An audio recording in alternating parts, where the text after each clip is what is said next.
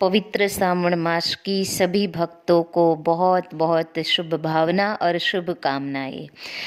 चारों ओर श्रावण मास की तैयारियां हो रही है।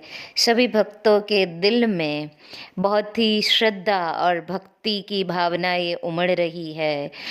चारों ओर मंदिरों में पवित्रता और शुद्धिकरण किया जा रहा है, मंदिरों की सफाई की जा रही है और भोलेनाथ जी को प्रसन्न करने के लिए भक्तों के दिल में बहुत खुशी है और भक्तों के दिल में बहुत श्रद्धा और विश्वास के साथ सभी भक्त मंदिर में खूब तैयारियां करके मंदिर को सजा रहे हैं। तो श्रावण मास की फिर से सबको बहुत बहुत शुभ भावनाएं। कहते हैं नजरों ने क्या क्या तराशा है, नजरों ने क्या क्या तराशा है, जीने की एक ही आशा है। सच्ची शांति मिश्री बतासा है, सच्ची शांति मिश्री बतासा है। प्रभु मिले फिर ना कोई निराशा है, प्रभु मिले फिर ना कोई निराशा है। फिर से हम एक बार कहते हैं कि अगर प्रभु मिले फिर ना कोई निराशा है। तो आइए भक्तों, हम सुनते हैं श्रावण मास की पवित्र कथाएं, कहानियाँ और भगवान के प्रति अपना श्रद्धा और भावनाएं व्यक्त करने के लिए प्रेम भाव से, श्रद्धा भाव से हम सुनने जा रहे हैं एक पवित्र कहानी श्रावण मास की, जिसमें एक छोटा सा नन्हा सा बच्चा जो अपनी श्रद्धा भावना को लेकर के भगवान को प्रसन्न करने के लिए बहुत ही पुरुषार्थ करता है और सिर्फ अपनी भावनाओं का एक ही पत्ता भगवान को अर्पण करता है और भगवान को प्रसन्न करता है। और मनुष्य पर आया हुआ संकट, गांव पर आया हुआ संकट अपनी मात्र एक श्रद्धा और भावना से वो सारे गांव की समस्या कहे या प्रकोप कहे तो उससे वो बचाता है। ऐसा ही एक नन्हा सा बच्चा है। आइए सुनते श्रावण मास की भक्तिमय कथा। नागेश नाम का एक छोटा सा बच्चा था। छोटा सा गांव और भोला बालक बहुत समय पहले एक छोटे से गांव में रहता था। छोटे से गांव में नागेश नाम का बालक रहता था।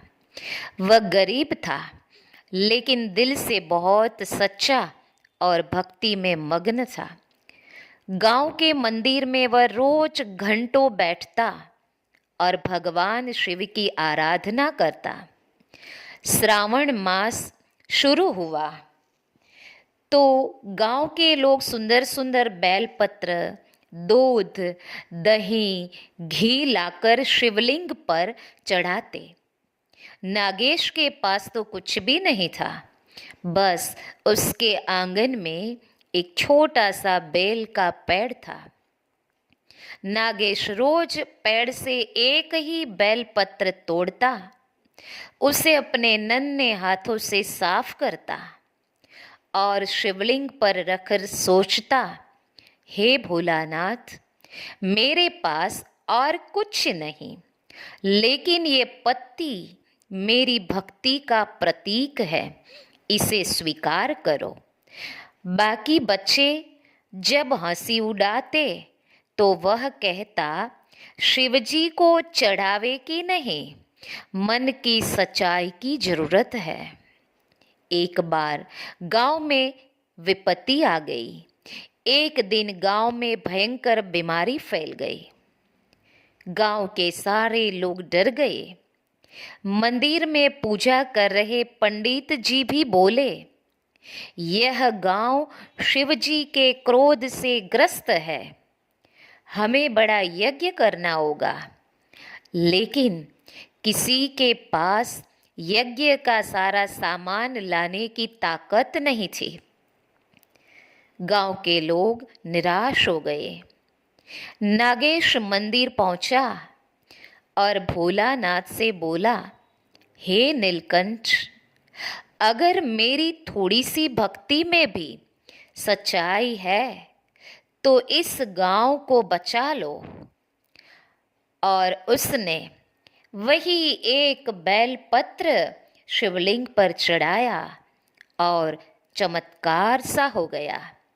जैसे ही उसने बेलपत्र रखा, मंदिर में एक दिव्य प्रकाश फैल गया। शिवलिंग से जल धारा बह निकली, जिसने पूरे गांव को पवित्र कर दिया। बीमार लोग ठीक होने लगे, भय समाप्त हो गया। तभी मंदिर में आवाज आई, बेटा नागेश, भक्ति में धन नहीं, सच्चाई चाहिए। जो श्रावण मास में प्रेम से मुझे याद करता है, मैं उसकी रक्षा करता हूँ। गांव का सब रहने वाले लोग समझ गए कि भक्ति का असली मूल्य दिल की निष्ठा और सच्चाई है, बाहरी दिखावे का नहीं। उस दिन से सभी ने श्रावण मास को सच्ची भावना से मनाना शुरू किया। इस कथा का भक्तिमय संदेश क्या है? सभी भक्तों को इस कथा का दिव्य संदेश यही है कि भगवान शिव के पीछे छिपी भावना को देखते हैं। भगवान हमारे दिल के पीछे छिपी भावना को देखते हैं, भेंट की महंगी चीज को नहीं। श्रावण मास में छोटी सी सेवा भी अमूल्य हो जाती है, अगर वह सच्चे दिल से की जाए। जैसे नागेश ने पूरे गांव को बचाया, वैसे ही एक भक्त की श्रद्धा सबके लिए कल्याणकारी बन सकती है। ये तो सिर्फ एक बेलपत्र की बात है, लेकिन जिन्होंने अपने सारे जीवन को शिवमय बना दिया है, शिव की सेवा में अर्पणमय हो गए हैं, उनके जीवन की तो बात ही क्या। तो सभी भाविक भक्तों को भोलेनाथ भगवान का यही दिव्य संदेश है कि भगवान के आगे सच्चे दिल से, दिल की सच्ची भावना से, निष्ठा से, श्रद्धा से भगवान के बनकर रहे और अपनी श्रद्धा के पुष्प, दूध जैसी सफेदी अपनी आत्मा को मन, वचन और कर्म से, यही 3 बेल पत्र से जो भगवान शिव के हो जाए, तो वो अपने जीवन को धन्य धन्य बना लेते हैं। तो सभी भक्तों को नमस्कार। पूरे श्रावण मास की रोज की ऐसी प्रेरणामयी दिव्य संदेश देने वाली कहानियाँ सुनने के लिए देखते रहे, सुनते रहे। नमस्कार।